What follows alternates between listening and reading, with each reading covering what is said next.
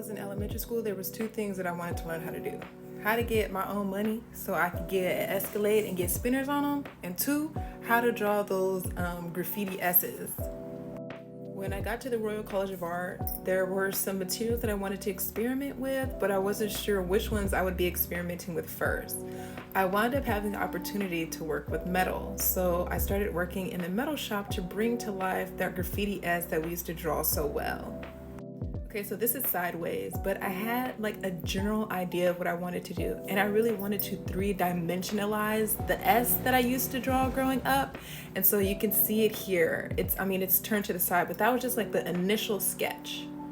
One of the first things that I also had to do was go ahead and source the material, which was this metal. So I had to get like these long metal sheets that I believe were about 1.5 millimeters. So that's just expressing the thickness of the metal.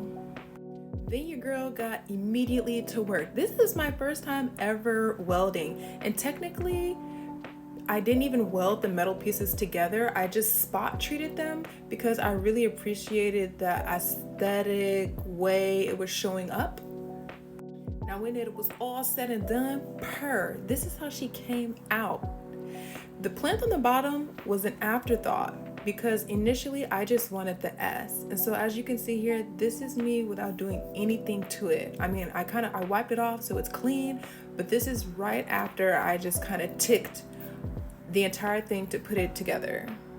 Now I have to add, the technicians that work in metal and all the technicians at the Royal College of Art, 10 out of 10, incredibly helpful. At least that was my experience while being on the campus. This is him helping me like map it out and pretty much do all the math for me, but I was also taking it all in.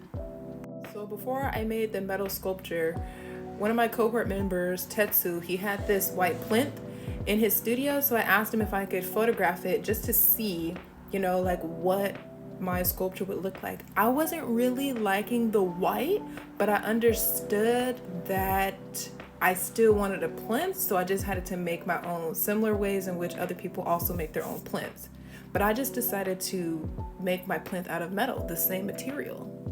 This is the most basic of the most basic mock-up and plan for me to get my metal plinth made. So then I really went back to the lab and did what your girl came to do. So as I was preparing for the graduate showcase, I wasn't really sure which pieces I was going to show. So right now I have some works up in my studio, and I was just navigating like what it could potentially look like. It wound up looking like something totally different, but this was me playing mock-up. But that's the sculpture and that's the plinth. Because I felt like working with metal was something of this earth, if you will, I wanted to add some oomph to it. It needed some texture to it. I wanted it to feel a bit wild like my painting and the rest of my works feel. And so I rusted it. So I used some materials borrowed from my cohort, Anthony, and I had some discussions with Marco, and they were putting me on to like how I could, play with this. Added some stuff. Also set it out in the rain because it rains so often in London. We'll leave it outside.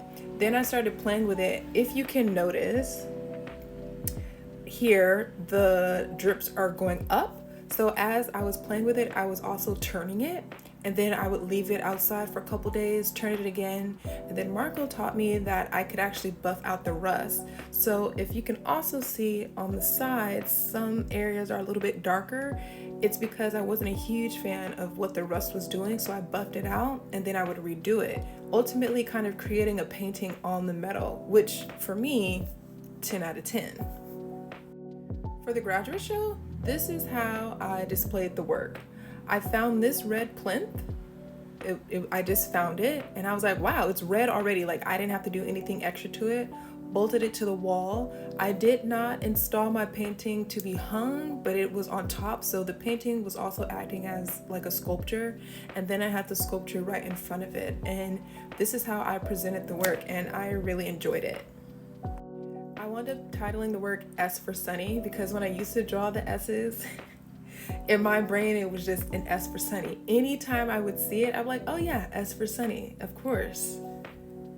Overall, I really just wanted to experiment with new materials to bring to life something that has always been just written in notebooks, under school classroom tables, in the bathroom walls, honestly, any and everywhere. And it was incredibly fun to make. And I learned a lot throughout the whole process. Quite tedious, but fun. And for me, I really always want to have that element of fun in my work, even if it's something serious. So if you're stressed and you're trying to look around, trying to figure out like what to make, don't even stress it. You've probably already made the thing that you want to make in a smaller iteration. All you have to do is like build upon it. And that's exactly what I did. Still working on the spinners though.